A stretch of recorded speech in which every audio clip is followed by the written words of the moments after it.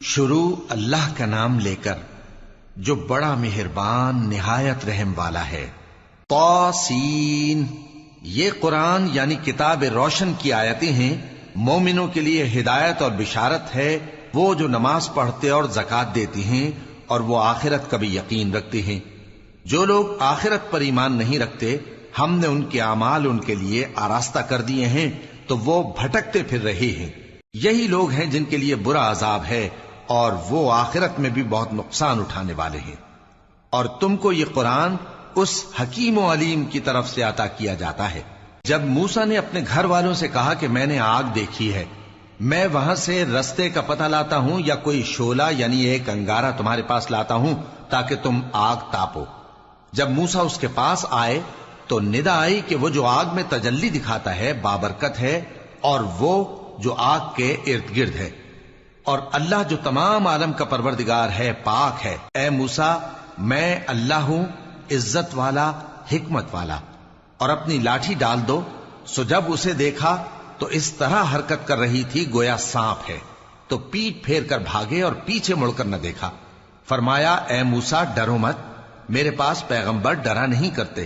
ہاں، جس نے ظلم کیا پھر برائی کے بعد اسے نیکی سے بدل دیا تو میں بخشنے والا مہربان ہوں۔ اور اپنا ہاتھ اپنے گریبان میں ڈالو، بے عیب سفید و روشن نکلے گا۔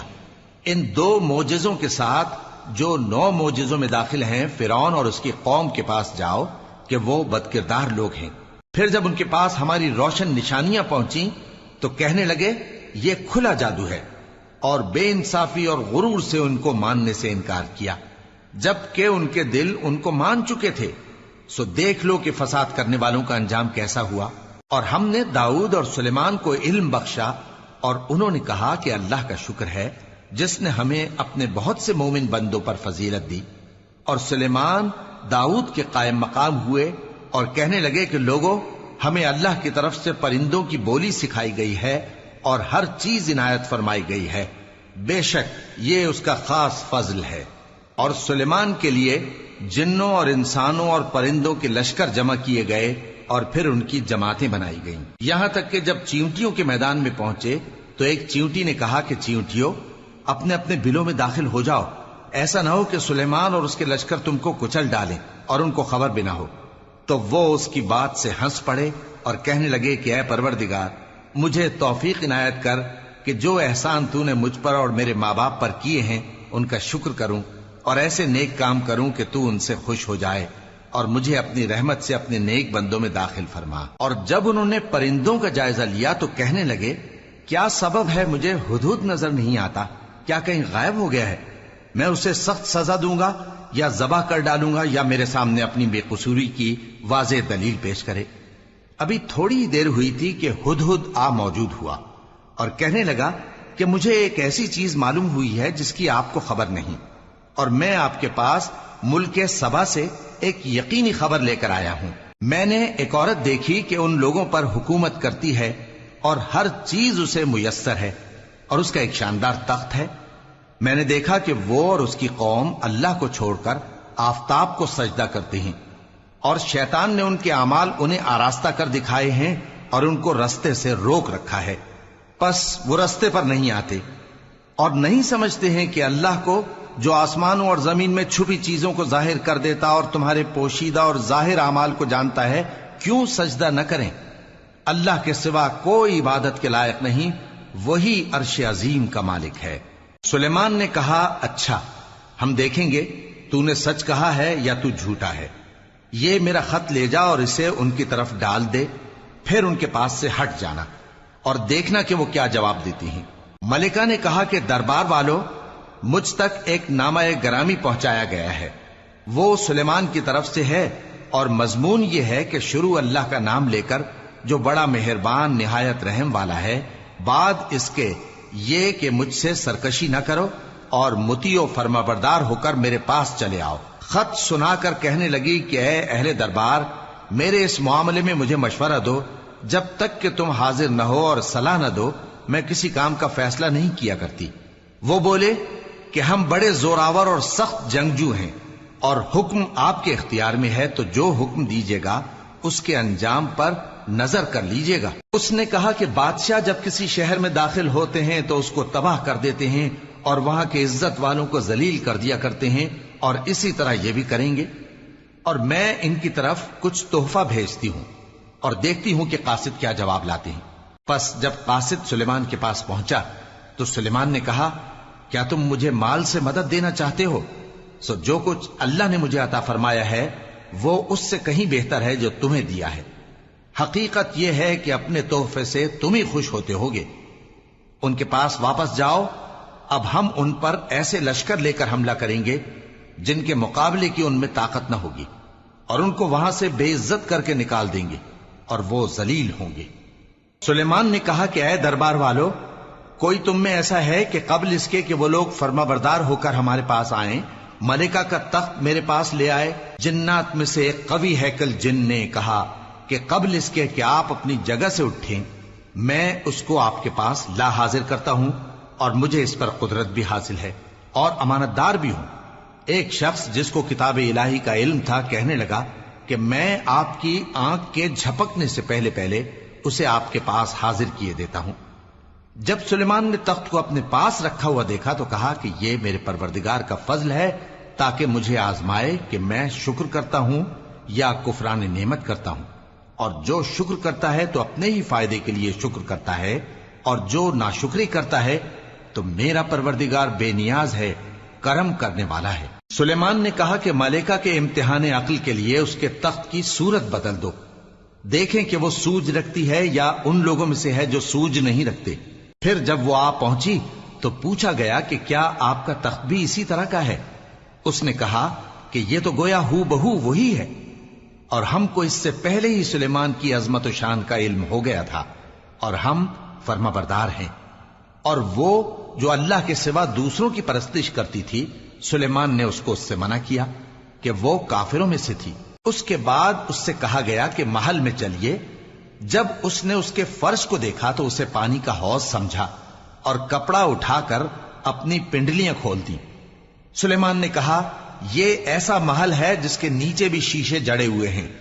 وہ بول اٹھی کہ پروردگار، میں اپنے آپ پر ظلم کرتی رہی تھی، اور اب میں سلیمان کے ساتھ اللہ رب العالمین پر ایمان لاتی ہوں۔ اور ہم نے سمود کی طرف ان کے بھائی صالح کو بھیجا کہ اللہ کی عبادت کرو، تو وہ دو فریق ہو کر آپس میں جھگڑنے لگے۔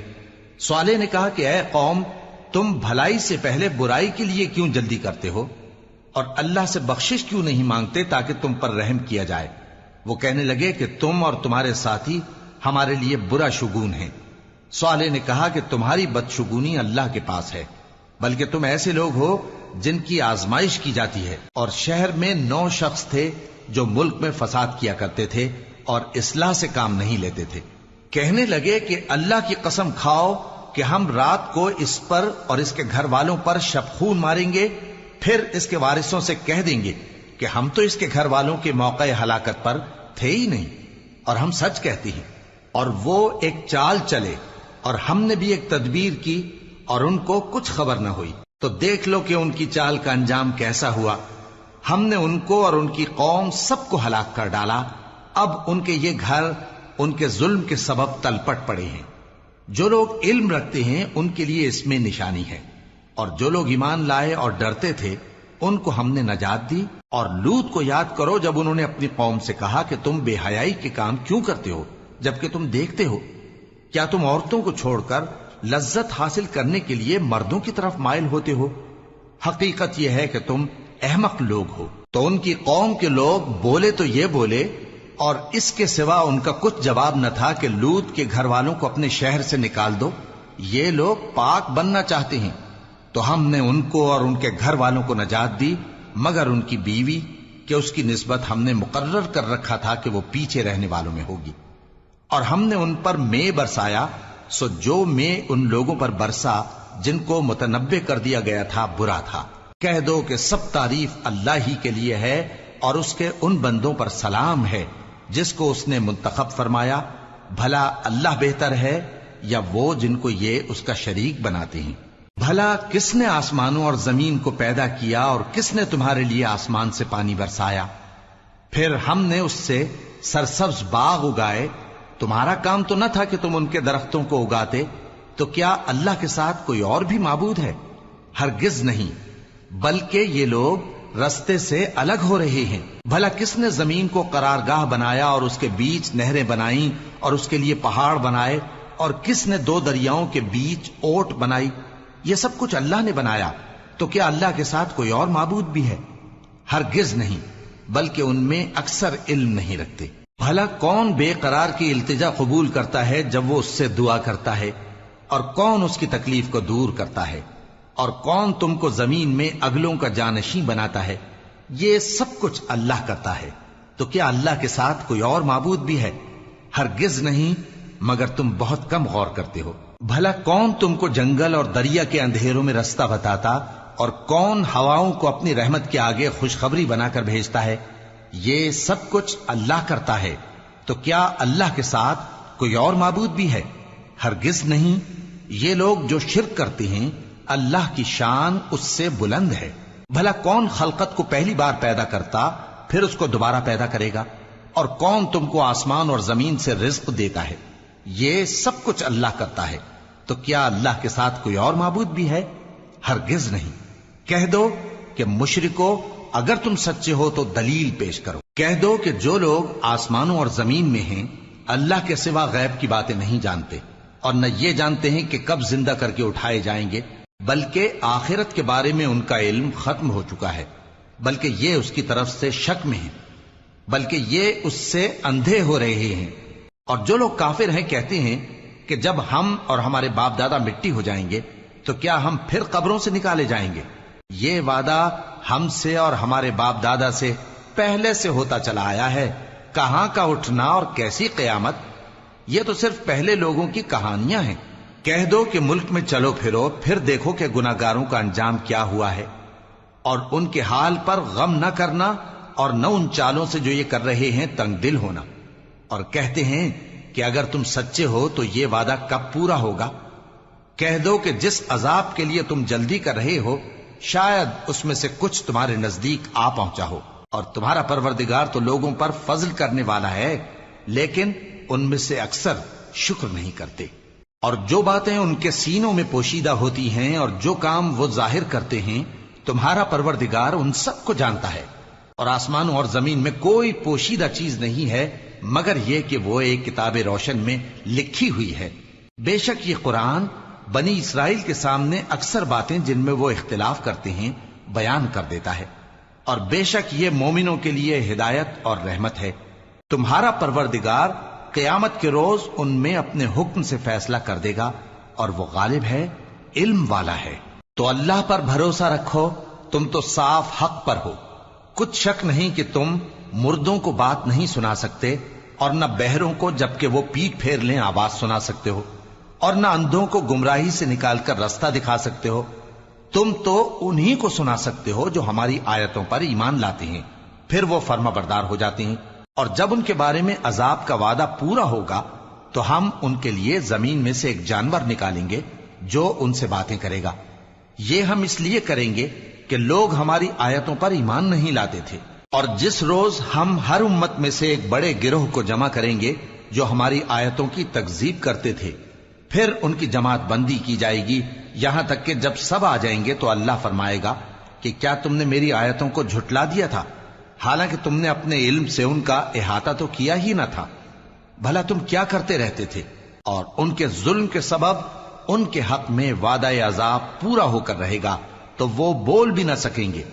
کیا انہوں نے نہیں دیکھا کہ ہم نے رات کو اس لیے بنایا ہے کہ اس میں آرام کریں، اور دن کو روشن بنایا ہے کہ اس میں کام کریں؟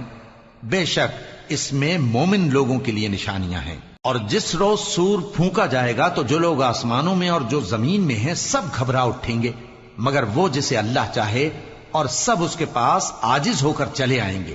اور تم پہاڑوں کو دیکھتے ہو تو خیال کرتے ہو کہ مضبوط جمے ہوئے ہیں، مگر وہ اس روز اس طرح اڑتے پھریں گے جیسے بادل۔